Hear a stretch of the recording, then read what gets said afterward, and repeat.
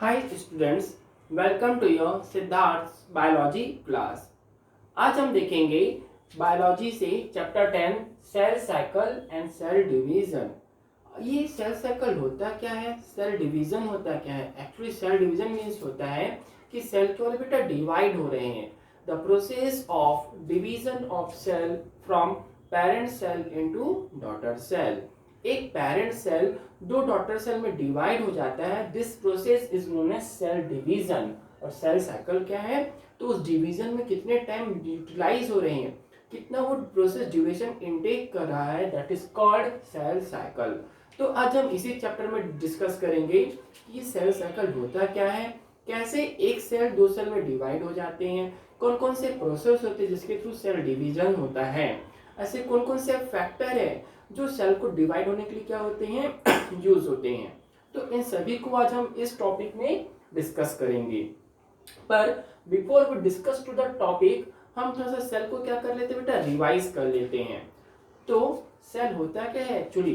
तो सेल जो चैप्टर है वो आपके चैप्टर नंबर 8 में प्रेजेंट है बायोलॉजी के। बट ये जो सेल है इसका थोड़ा सा पोर्शन हम आज डिस्कस कर लेते हैं। देन हम फिर कहाँ चलेंगे? Cell cycle and cell division में। सो हम स्टार्ट करते हैं basic knowledge from the cell. What is cell? तो सेल मीन्स क्या होता है बेटा? It is Latin word. Cell कैसा वर्ड है बेटा? लैटिन वर्ड है। It means that small room. Cell means क्या होता है बेटा? Small room. Number two, cell was discovered by Robert Hooke. Cell को किसने डिस्कवर किया था? रॉबर्ट हुक ने इन 1665।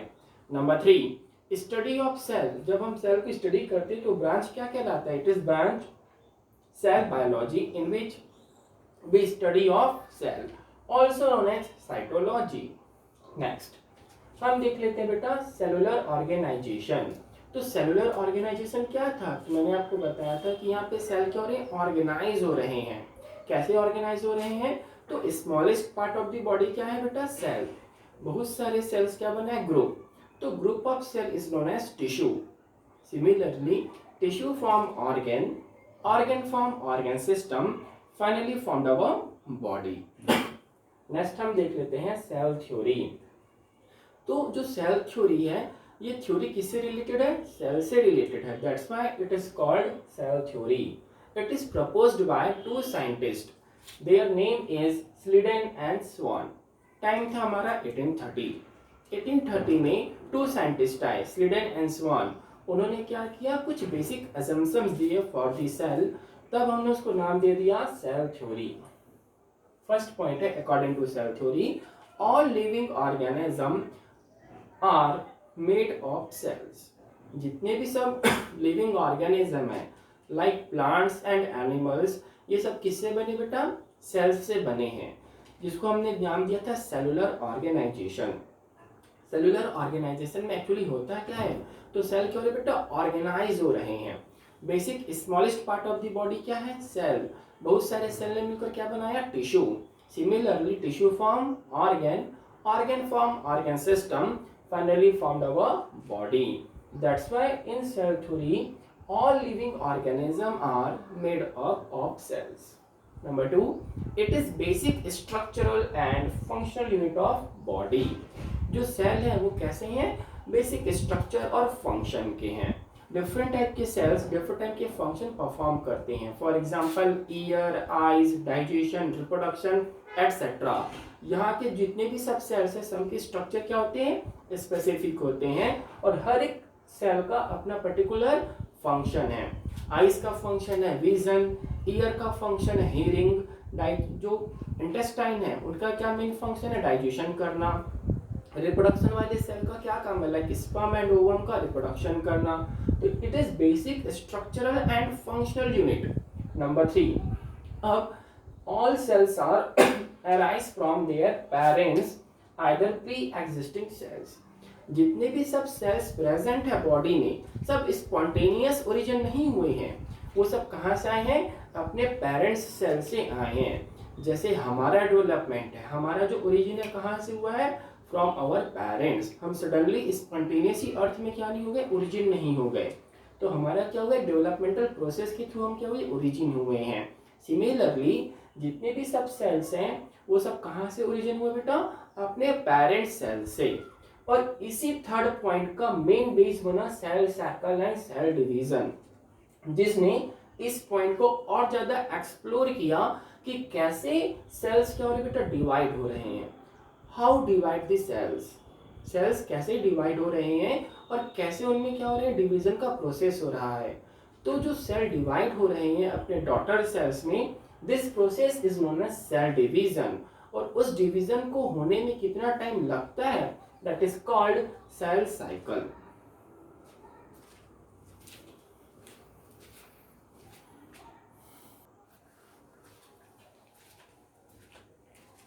नेक्स्ट हम डिस्कस कर लेते हैं cell cycle.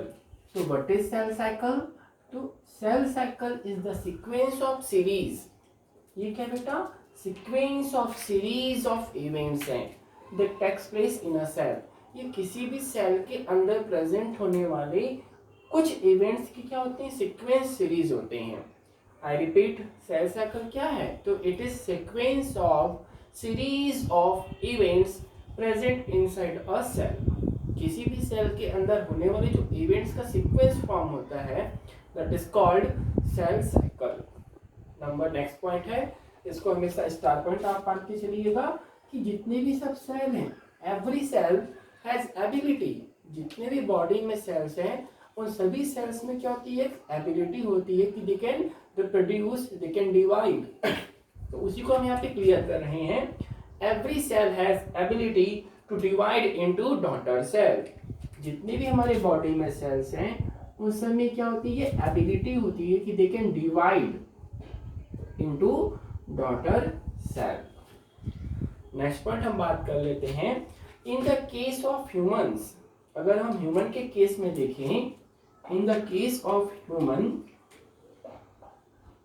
One cell cycle take 24 hours to get complete. अगर हम ह्यूमंस की बात करते हैं तो इनसाइड आवर बॉडी एक सेल को दो सेल में डिवाइड होने में, या फिर वी कैन से दैट एक सेल को डॉटर सेल में डिवाइड होने में अप्रॉक्स 24 आवर्स लगते हैं। कहाँ की बात करें हम? ह्यूमंस में। नेक्स्ट हम देख लेते हैं, the cell cycle is divided into 2 phase. ये जो सेल साइकिल है ये 2 फेज में डिवाइड है बेटा। Number 1 interphase, number 2 M phase. It means say that कि जो सेल साइकिल है, complete cell cycle divide into 2 main stage या फिर 2 मेन फेज। फर्स्ट आपका इंटरफेज, सेकंड क्या होगा, एम फेज। तो सबसे पहले हम डिस्कस कर लेते हैं इंटरफेज को। तो इंटरफेस क्या है? तो एक छोटा सा एग्जांपल ले लेते हैं। अगर हमको भूख लगता है तो हम क्या करते हैं, सबसे पहले हम क्या करेंगे, खाना बनाएंगे, क्योंकि जब बनाएंगे तभी तो हम उस खाने को क्या कर सकते हैं, ईट अप कर सकते हैं। सिमिलरली जब सेल को डिवाइड होना है, जब सेल को डिवाइड होना है तो सबसे पहले क्या करेगा, सेल अपने आप को प्रिपेयर करेगा। तो वी कैन से दैट ये जो इंटरफेस टाइमिंग है, ये कैसा टाइम है, ये इस टाइम में सेल क्या हो रही, प्रिपेयर हो रहे हैं। First point, it is also called resting phase. जितने भी सब सेल्स में इंटरफेज होते हैं उनको हम क्या बोलते हैं बेटा, रेस्टिंग फेज। क्यों? Because in this phase there are no division occur, only in this time cell is preparing for division. जितने भी सब इंटरफेज हैं वहां पर डिवीजन प्रेजेंट ही नहीं होता है, बल्कि जो सेल है वो क्या हो रही है बेटा, प्रिपेयर हो रही है। किसके लिए? डिवीजन के लिए। Number 3, the interphase divided into 3 further steps. अभी जो इंटरफेज है जहां पर सेल क्या हो रहा है बेटा, प्रिपेयर हो रहा है, वो 3 स्टेप में क्या होता है, अपने आप को प्रिपेयर करता है। पहला स्टेप है हमारा G1, दूसरा है हमारा S, तीसरा है हमारा G2। तो हम क्या हम बोल सकते हैं कि जो इंटरफेज है divide into 3 steps, G1, S, G2।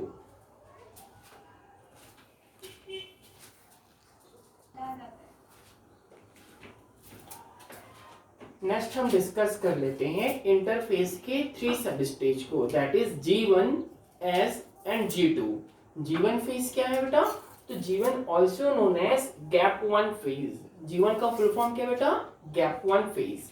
It take 11 hours. Cell cycle complete कितने आवर्स में हुई बेटा? 24 आवर्स में। किसमें? इन ह्यूमन बीइंग्स में। तो उस 24 आवर्स में ओनली 11 आवर्स किसमें कंप्लीट हो रही है? G1 फेज को कंप्लीट होने में कितने टाइम लग रहा है बेटा? 11 आवर्स। नंबर 3, ये कैसा फेज है? तो जब इसको 11 आवर्स लग रहे हैं तो ये ऐसा फेज है जहां पर मेटाबॉलिक एक्टिविटी सबसे ज्यादा क्या होती है? मैक्सिमम हो जाती है। Number D, because in this phase number of cell organelles क्या हो जाते हैं? डुप्लीकेट हो जाते हैं, मतलब जस्ट नंबर में डबल हो जाएंगे। सेल ऑर्गेनल्स में क्या होते हैं बेटा? Golgi body, mitochondria, endoplasmic reticulum, ribosome, lysosome etcetera. उन सब का नंबर क्या हो रहा है? डुप्लीकेट हो रहा है। दैट्स व्हाई यहाँ पर टाइमिंग कितने लगती है? हमको ज्यादा लगती है। It means 11 hours. Number E, here most of the proteins are synthesized which get utilized in S phase। और G1 फेज में कुछ ऐसे प्रोटीन्स का फॉर्मेशन होता है जो इसके नेक्स्ट फेज मतलब S फेज में क्या होते हैं? एसेंशियल होते हैं। नेक्स्ट हम डिस्कस कर लेते हैं नंबर 2 फेज, S फेज। इसका फुल फॉर्म होता है सिंथेटिक फेज। इसको कितने टाइम लगते हैं? तो it take 8 hours to get complete. 11 hours कहाँ लगे? G1 फेज में।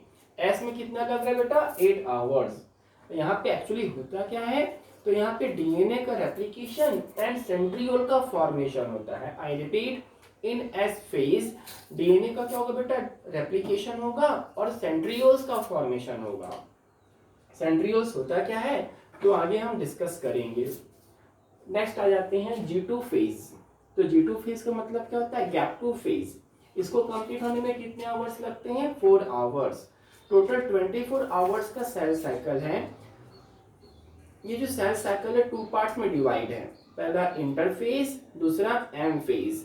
इंटरफेज अगेन 3 पार्ट्स में डिवाइड है, G1, S, G2। G1 में लगे हमको 11 आवर्स, S में लगे बेटा 8 आवर्स और G2 जो गैप 2 फेज है इसमें लगते हैं 4 आवर्स। होता यहाँ पे क्या है? तो G2 जो फेज है सबसे इंपॉर्टेंट फेज है।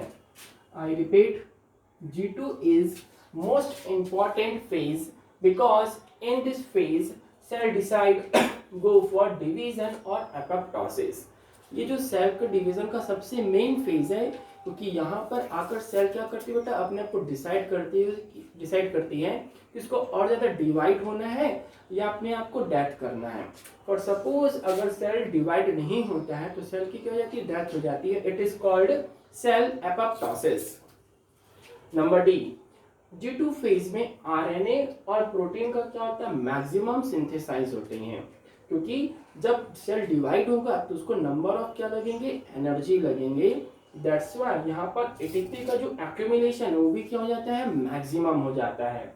और सबसे लास्ट में यहाँ पर फॉर्मेशन होता है स्पिंडल फाइबर का। स्पिंडल फाइबर क्या होते हैं?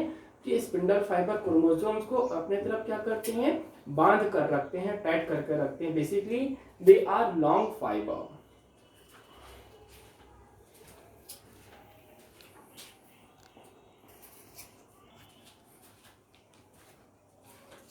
नेक्स्ट हम डिस्कस कर लेते हैं एम फेज। तो इंटरफेज कंप्लीट हो गया। इंटरफेज कैसा फेज है? रेस्टिंग फेज है जहां पर कोई भी डिवीजन प्रेजेंट नहीं है बल्कि यहाँ पर सेल क्या हो रहा है बेटा? प्रिपेयर हो रहा है फॉर डिवीजन। नेक्स्ट जो इंटरफेज है again divide into 3 stage, G1 phase, S phase, G2 phase. G1 में लग रहे हैं 11 आवर्स, S फेज में लग रहे हैं 8 आवर, G2 में लग रहे हैं 4 आवर।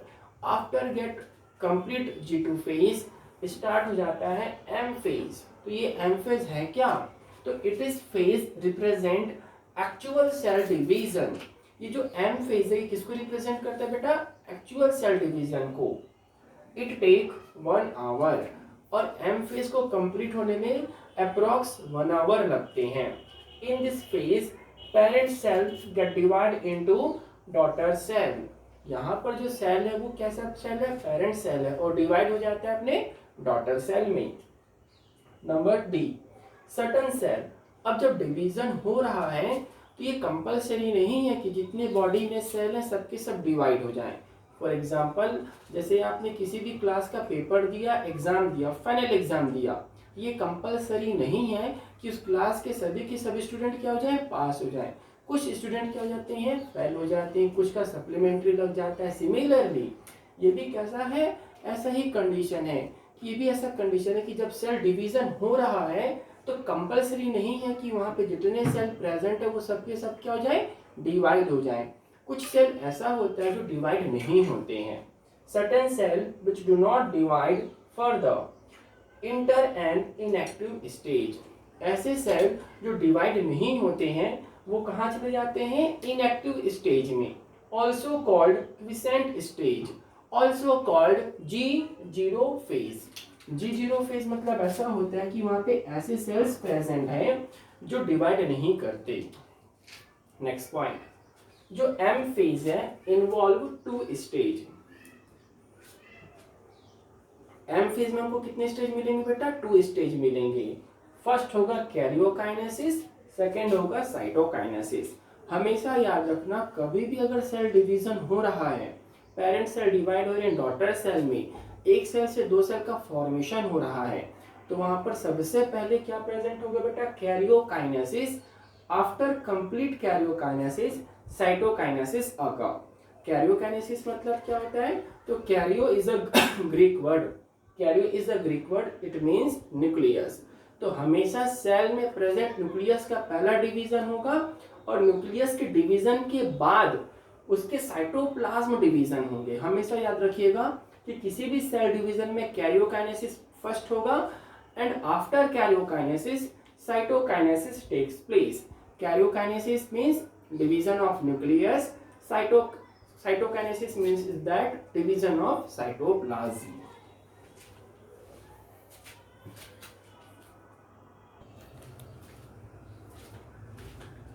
नेक्स्ट, इसे सपोज कर लीजिए कि ह्यूमंस के बॉडी में प्रेजेंट एक सेल है। ये सेल क्या हो रहा है, डिवीजन प्रोसेस में है, जिसके अकॉर्डिंग ये एक सेल से 2 सेल में कन्वर्ट हो जाएगा।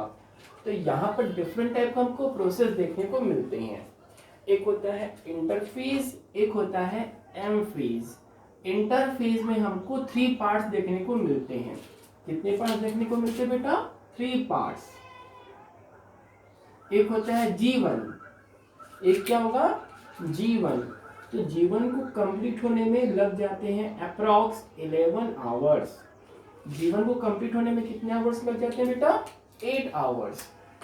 स्क्रीन में आपको विजिबल हो रहा होगा, ये कैसा फेज है, G1 फेज है। कितने ड्यूरेशन में कंप्लीट हुआ, 11 आवर्स में। जैसे ही G1 कंप्लीट हुआ, कौन स्टार्ट हो गया, S फेज।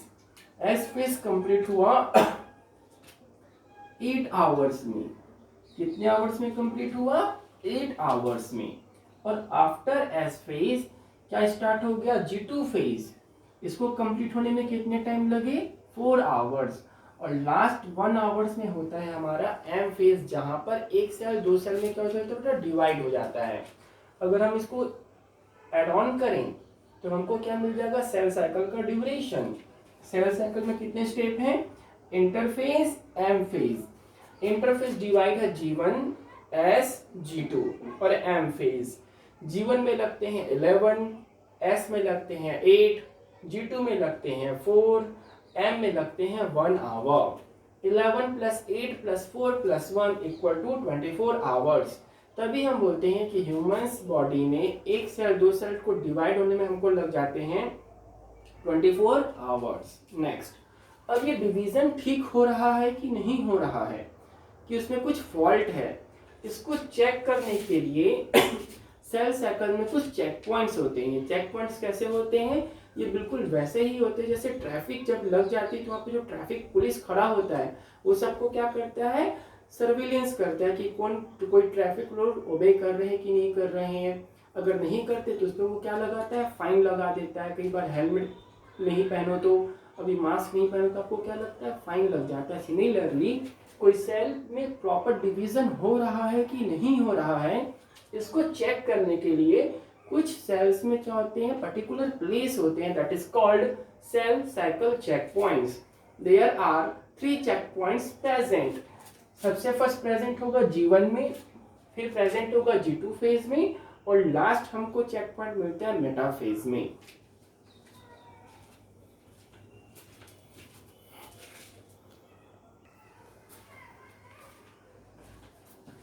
नेक्स्ट हम देख लेते हैं टाइप्स ऑफ सेल डिवीजन। अभी हमने किसके बारे में देखा बेटा? सेल साइकिल के बारे में देखा। सेल साइकिल क्या है? ड्यूरेशन ऑफ टाइम है in which cell get prepared and divide. ये जो सेल साइकिल है 2 फेज में डिवाइड था, interphase and M phase. Interphase 3 phase में था, G1 S G2।